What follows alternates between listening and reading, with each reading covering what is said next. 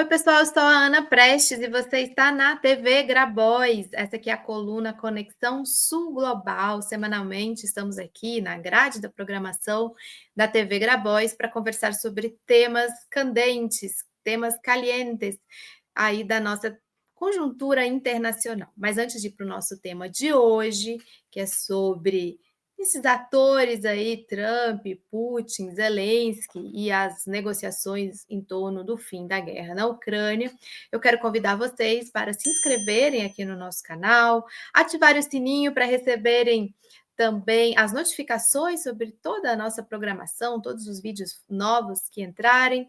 Você também pode compartilhar o link deste Conexão Sul Global, pode deixar comentários, sugestões, perguntas aqui na nossa caixinha de comentários e participar aqui com a gente, todos e todas super bem-vindos e bem-vindas. Bom, então vamos para o programa de hoje. Hoje eu quero conversar um pouco sobre um tema que tem sido recorrente, inclusive aqui no Conexão Sul Global. Há poucas semanas eu trouxe essa abordagem de algo inédito, desde maio de 2022. Lembrar que a guerra da Ucrânia começou em fevereiro de 22, entre fevereiro e até no máximo ali maio, foram feitas algumas tentativas de negociação, sediadas em sua maioria ali pela Turquia. A Bielorrússia também tentou colaborar no sentido de abrir uma mesa de diálogo e negociação para os dois principais atores desta guerra, a Rússia e a Ucrânia, embora não saibamos que seja uma guerra por procuração dos Estados Unidos e da OTAN, mas pelo menos ali se tentava fazer com que fosse alcançado um cessar-fogo e uma negociação, e nós sabemos, sabotada principalmente pelo Reino Unido e outros membros da OTAN e próprios Estados Unidos também, né, o governo dos Estados Unidos. Então, de maio para agora, 2025, mais de 22 para agora, 2025, principalmente após a posse do novo presidente dos Estados Unidos, Donald Trump, nós vimos que a possibilidade de haver um estabelecimento de uma mesa de negociações avançar pela primeira vez. Então, houve aquela reunião na Arábia Saudita, várias reuniões na Arábia Saudita, aliás, né? Primeiro entre a diplomacia dos Estados Unidos e a diplomacia da Rússia, depois a diplomacia dos Estados Unidos com a Ucrânia, teve o encontro do Trump com Zelensky no Vaticano, durante os funerais do Papa Francisco, houve uma série de iniciativas até que se chegou a uma primeiríssima reunião na Turquia entre o Zelensky. O Zelensky, na verdade, não participou, ele chegou até a falar que participaria se o Putin fosse, né? Mas entre a equipe do Zelensky e a equipe do Putin. Inclusive, foi feito bastante teatro ali, né? Porque o Zelensky falou: não, se o Putin não for, eu não vou, não vou, não vou. No final, acabou que a sua delegação participou sim. E houve participação de uma delegação russa. O que a gente tem percebido? Vou comentar aqui alguns aspectos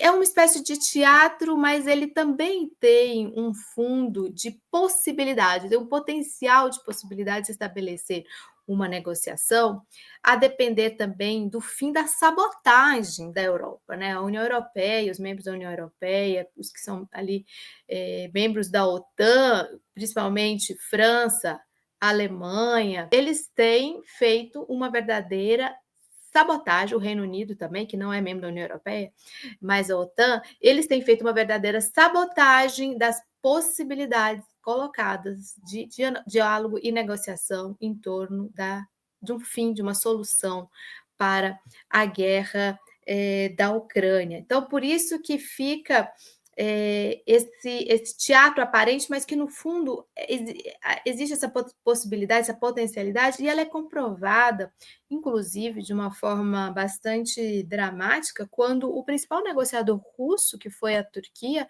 tem recebido ameaças, aliás, a sua família tem recebido ameaças de morte, né? Então, quer dizer que continua um processo de sabotagem. Se ela continua, é porque ela tem um potencial, essa negociação ela tem um potencial de ser levada a cabo e de progredir. A parte do teatro é essa que o Zelensky fica, ah, se o Putin for, mas então agora vamos o Putin e o Trump, porque todo mundo sabe, não é preciso saber profundamente sobre relações internacionais, apenas sabendo o beabá, que você só faz uma reunião com chefes de Estado quando os acordos já estão prontos para serem assinados. E quem prepara os acordos são justamente as equipes de diálogo, as equipes do processo negociador.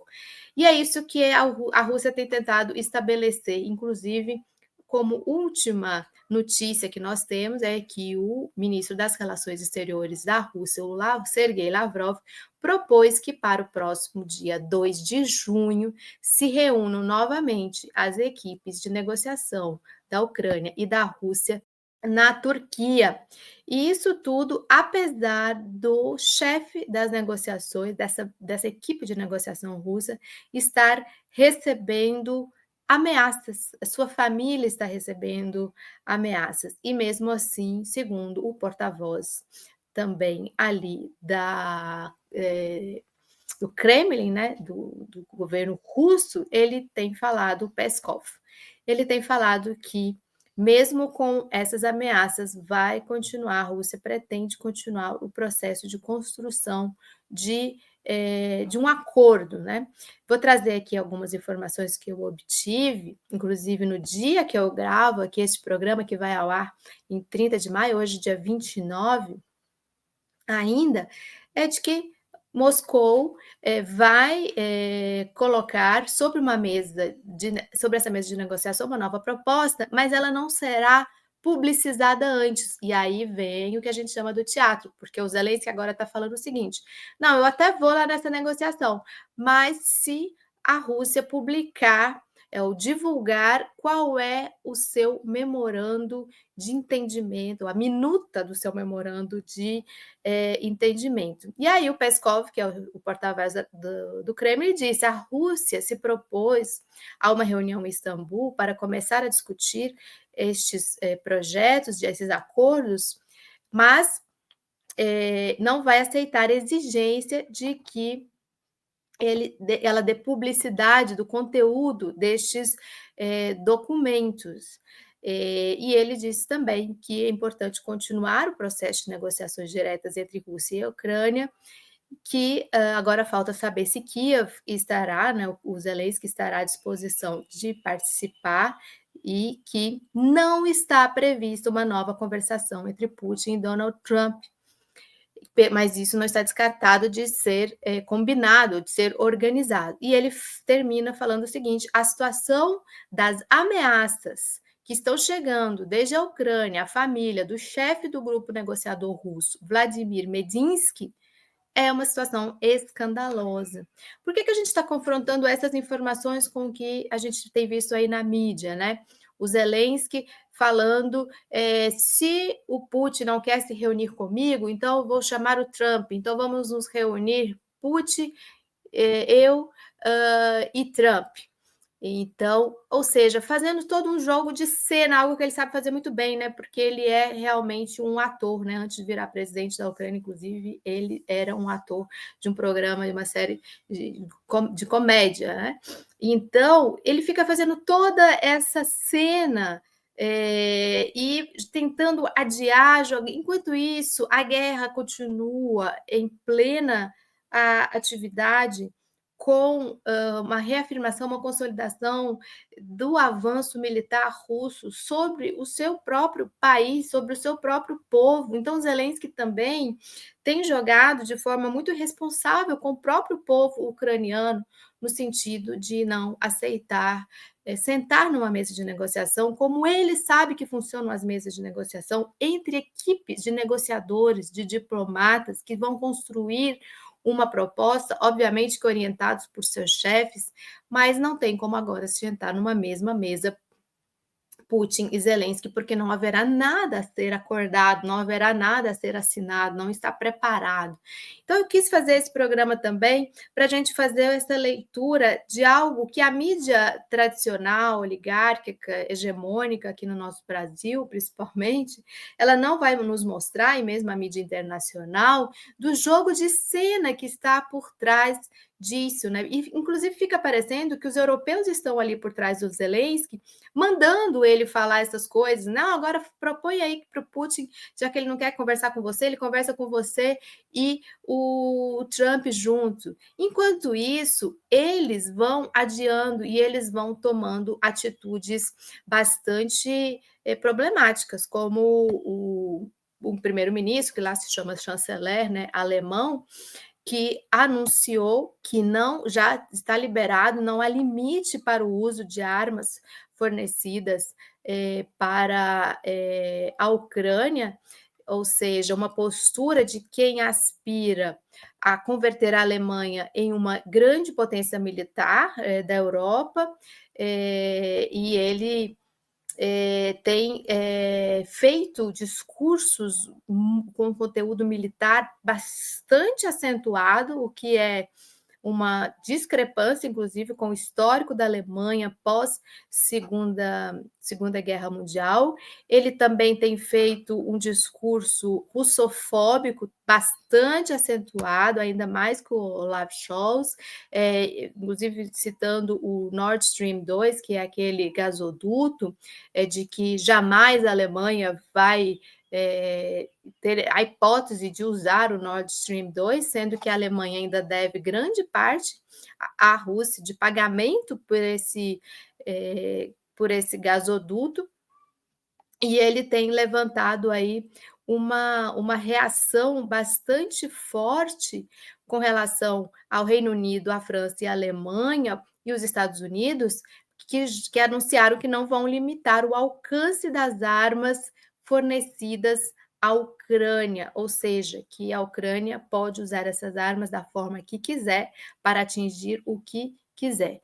E aí o governo russo advertiu já previamente que vai interpretar qualquer ataque com esses mísseis Taurus, principalmente, contra os objetivos russos como uma participação direta de Berlim no conflito ao lado de Kiev. Então, é o seguinte, gente. Então, eles colocam o Zelensky para ficar nesse teatro de que ele quer negociar, mas só vai negociar se for direto com o Putin. Enquanto isso, por trás, a indústria armamentista e essa trama da OTAN, de alimentar a Ucrânia de armas, mesmo sabendo que o poderio militar russo tem se demonstrado de forma muito maior. Então, eles ficam colocando o Zelensky lá, e por trás disso, eles são verdadeiros senhores da guerra, e descartam ou desqualificam as iniciativas do governo russo, junto com o governo da Turquia, de convocar, ou chamar, ou convidar, ou sei lá o nome que pode ser usado, uma equipe de negociadores ucranianos para se sentarem à mesa e negociarem, e os europeus não estão permitindo. Então, esse é o grande show, o grande teatro que se faz com essas negociações. E, enquanto isso, quem são as vítimas? É o povo ucraniano e o povo russo, que estão morrendo numa guerra fratricida entre povos irmãos. E nós vemos o mundo caminhar para a beira de uma possível terceira grande guerra, enquanto essa situação não se resolver. Então, esse é o meu comentário de hoje. Eu quero agradecer a audiência de todas e todos. Se você gostou desse vídeo, compartilha, se inscreve aqui no nosso canal. Você também pode acessar a nossa programação em geral. Temos vários vídeos aqui, sempre muito informativos, analíticos, para contribuir com uma leitura de mundo que a gente se propõe por aqui. Obrigada e até o próximo.